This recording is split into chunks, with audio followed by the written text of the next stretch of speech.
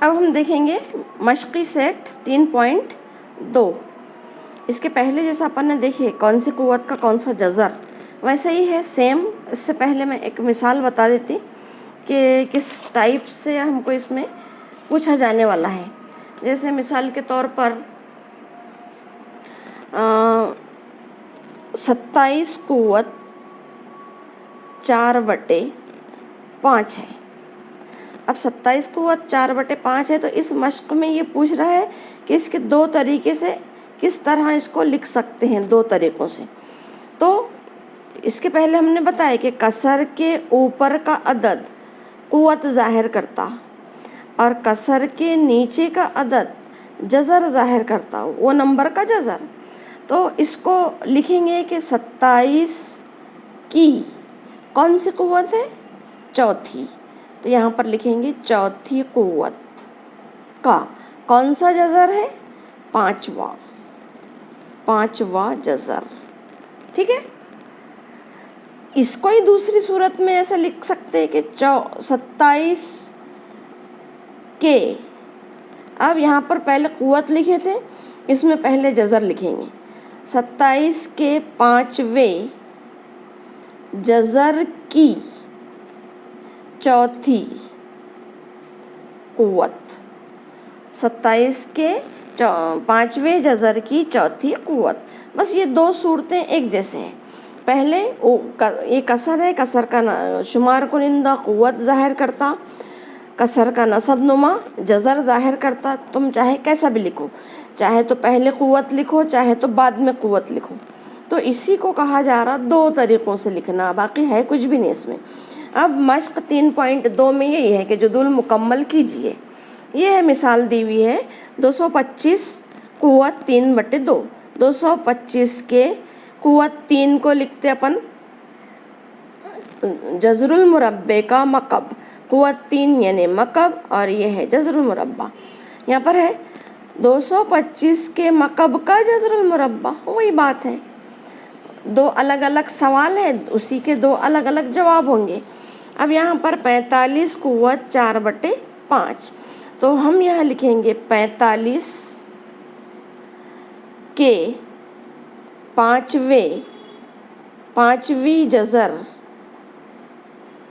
45 کا 5واں جذر، 5ویں جذر کی کون سی قوت؟ چوتھی قوت. یہاں وہی آئیں گا 45 کی چوتھی قوت کا 5واں جذر. آ رہا سمجھ میں؟ اس میں قوت لکھ رہے پہلے، اس میں جذر لکھ رہے پہلے. اب یہاں پر 81 قوت 6/7. تو کون سی کس جذر؟ جیسا سوال ویسا جواب. کس جذر؟ پہلے نمبر پر جذر. 81 کے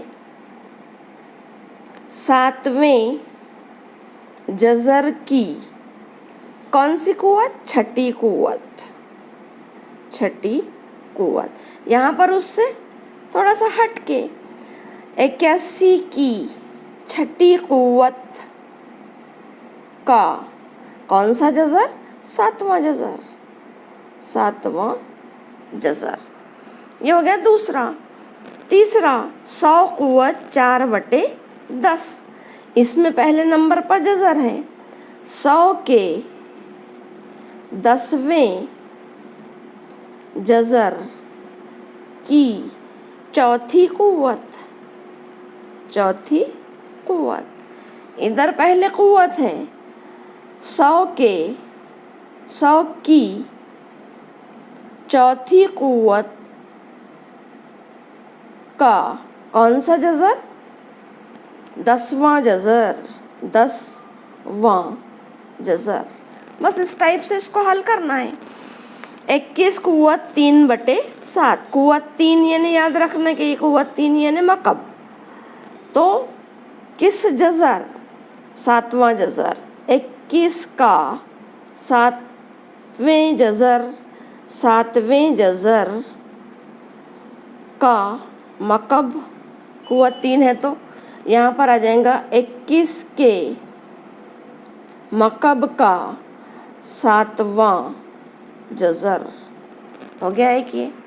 अब इसी टाइप का है नातिक कुव्वत नुमा की सूरत में ज़ाहिर कीजिए।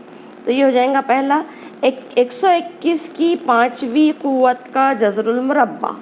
तो देखेंगे हम 121 की 5वीं कुव्वत का जज़रुल मुरब्बा, तो इसका जवाब हो जाएगा पहले का 121 तो लिख लिए अपन ने, कौन सी कुव्वत?